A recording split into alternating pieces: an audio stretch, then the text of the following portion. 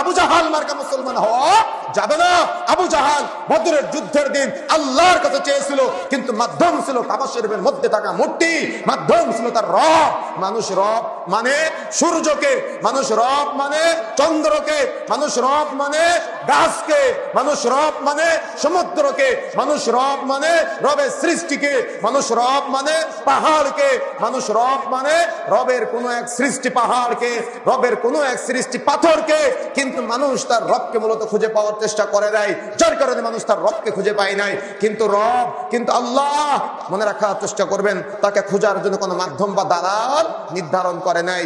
কখনো কি আল্লাহ রাসূল বলেছে যে আমার মাধ্যমে আল্লাহকে চাও? কখনো কি আল্লাহ রাসূল বলেছে যে আবু বকরের মাধ্যমে আল্লাহকে চাও? কখনো কি আল্লাহ রাসূল বলেছে যে উমারের মাধ্যমে আল্লাহকে চাও? কখনো কি আল্লাহ রাসূল বলেছে যে উসমানের মাধ্যমে আল্লাহকে চাও? কখনো কি আল্লাহ রাসূল বলেছে যে আলীর মাধ্যমে আমাকে চাও বা আল্লাহকে চাও?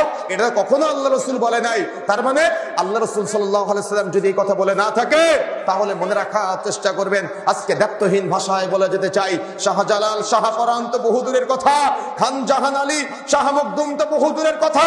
স্বয়ং মসজিদে নববীতে গিয়ে যদি রাসূলের কবরের কাছে সন্তান চান, এটাও শিরক আকবার হয়ে যাবে। কথা বুঝেন নাই? কথা বুঝতে পেরেছেন? শাহজালাল শাহপরান তো বহু দূরের কথা, খান জাহান আলী শাহ মখদুম তো বহু দূরের কথা।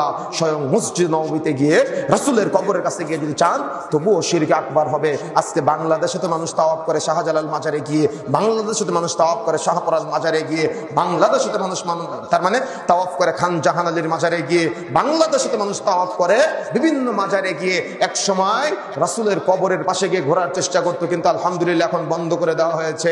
সুতরাং মনে রাখার চেষ্টা করতে হবে, দেওয়ার মালিক কোনো বান্দা নয়, দেওয়ার মালিক একমাত্র আল্লাহ, একমাত্র আল্লাহ, একমাত্র আল্লাহ। এই জন্য খাস করে নিতে হবে রবকে। যেমন ইয়াকা না'বুদু, না'বুদু ইবাদত হতে হবে আল্লাহর, না'বুদু ইবাদত হতে হবে আল্লাহর। চাইতে হবে কার কাছে? আল্লাহর কাছে। প্রার্থনা করতে হবে কার কাছে? আল্লাহর কাছে। ইবাদত হতে হবে কার? একমাত্র আল্লাহ। উত্তর হয় না আপনাদের? কি বলতে হবে? উত্তর কি বলতে হবে? কালিমার অনুবাদ কি?